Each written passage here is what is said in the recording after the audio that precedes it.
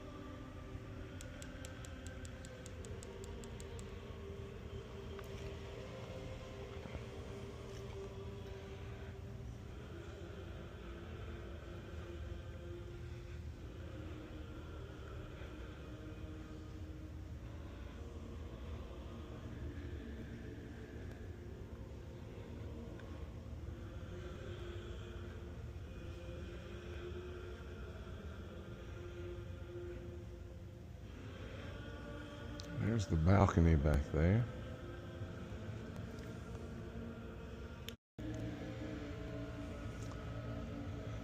My goodness. Jesus by the well.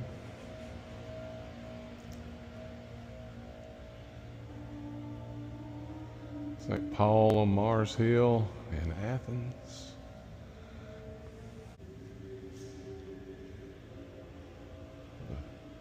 Supper in Emmaus.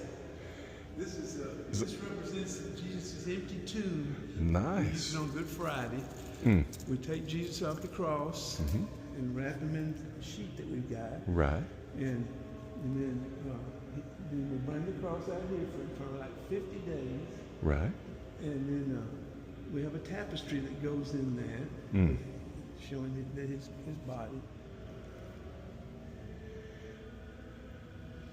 Sits out here first for the people to come up and venerate it and see it, and then they take it outside, and everybody goes out and they go around the grounds with it, and then they bring it back in and they hold it up as the people come in. And I'm not exactly sure what that represents. Right. It represents something. And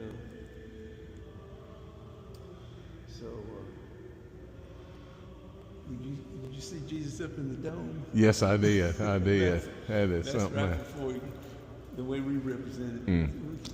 That's right before he comes back. The chapel is named after it's called the Presentation of the Theotokos, which is this is a picture of that. The Virgin Mary's mother and father was Johann and Anne. Okay. I don't know. And they didn't have any children, and they were up in age.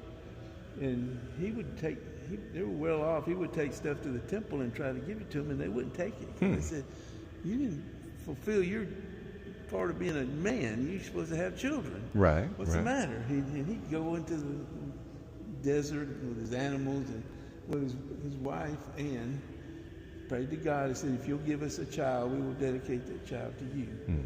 And then, so she had Mary.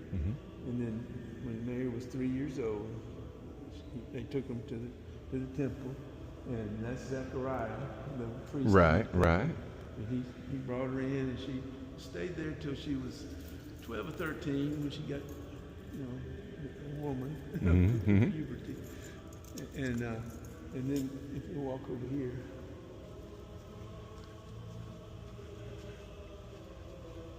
Around these edges, you can see what people stumbling on that.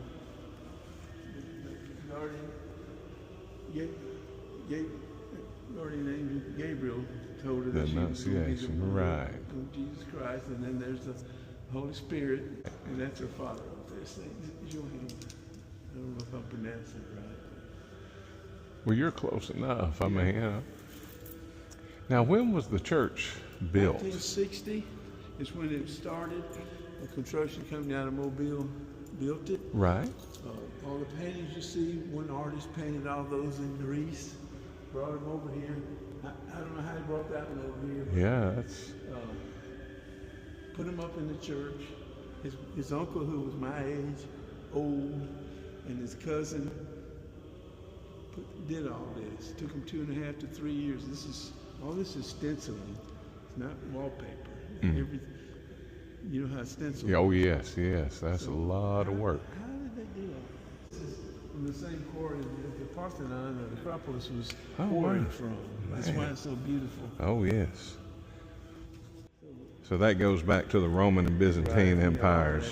We don't have a pope, and we split from the Catholic. We were all one church to start Right, with, and then we right. split because of some stuff that the Pope was trying to do to the creed. So he's here helping me with the guiding. And this wall here is the women martyrs. Some of them, St. Barbara and St. Catherine are highlighted. And that's St. Paul on Mars Hill. Right. Back when that was happening, the Greeks were not Orthodox. They were atheists. Right. Idolaters. Right. Yeah, they had their own thing going. So that's when they decided to listen to St. Paul, and that's where it started for them. I love it when the sun comes in. Oh, it is beautiful. 60 years old. And look at the colors, how vibrant they still are. And they've never been retouched. Well, I see what my brother was talking about, that I've got to get in. A buddy of mine that's a Baptist pastor, we rode out here 2 years ago. Our wives were down here for a conference, and we went to the door and it was locked, and we walked around and looked, and we were like, oh no. So last year I didn't get the opportunity, and so I wanted to try again, and I'm so thankful. Productions from a German artist back in the 1800s, something Hoffman. Dimitri takes care of that part. But if you look up higher, that's our typical, Byzantine style. On this side too. Now the church in Mobile, it's more Byzantine style than this. But I think they did this because of, there was nothing in Baldwin County when they first came over here in 1906. Mr. Malbis was a monk, and he came over here. He was in the monastery for like maybe 15 years, and he said, I think I'd do better to go over to America, because the immigrants were coming over here by the thousands. Right. So he shaved his beard, and he came over and picked up a friend up in Chicago, and they visited 6 or 7 states, and they just couldn't find what they were looking for. So they ended up in Mobile working for a restaurant over there because they were running out of money. Right. So they were sitting out on Bienville Square during their lunch, and they saw a sign that said cheap farmland in Baldwin County. So they said, well, how do we get to Baldwin County? And they said, so the real estate guy met them at the dock down at Mobile, and they came on over to Daphne. That's where they got off over here. And so the first place he took them was to the Gulf, like that they were going to want that. Right. Because they're from Greece. Yeah, maybe some water close by there. No, we won't land. We want to start a community. And so they looked around, and then they were getting ready to get back on the ferry, and he came in this area, and Mr. Malbis said, I've just got a vision from God that this is where we need to be. We need about 120 acres to start, somewhere between 120 and 300, and we don't have a lot of money. And the guy said, okay, how about $10 an acre? And Mr. Malbis said, I told you we didn't have a lot of money. $5 an acre. And you finance it for $25 a month. Oh my goodness. So they worked out a deal. So could you imagine? Yeah. They sent a telegram up to Chicago and said, send down about 50 or 60 guys, and they started getting the trees gone, and they said, they're wilting. We can't eat enough of this, and we can't sell enough to the people right around here. Right. So they said, we got to have a generator. So they found a diesel generator somewhere. Then they made an ice house. It's a little building just north of this driveway, this parking lot here where that building is. And I'm sorry that they didn't keep it up for tours for people to see, because they were the first ones that had electricity in yeah. So Mercy. Then they built a cannery across the street. They built a hotel down here. And then they were still making bread for the restaurant over there in Mobile. So the guy said, people love your bread, and we don't have enough. You need to think about building a bakery. So they did. They built a bakery. They had 2,200 people working for shift work. Yeah. So they ended up getting rid of the bakery because they couldn't get enough help to run it. So I think that's how they got the money to build this church. Well, it is fascinating. So, Christ washing the feet of St. Peter. That's gorgeous. that's right. I'm just going to say, wow, that was beautiful. That is the Malbis Memorial Church in the Malbis community, which is right near Daphne.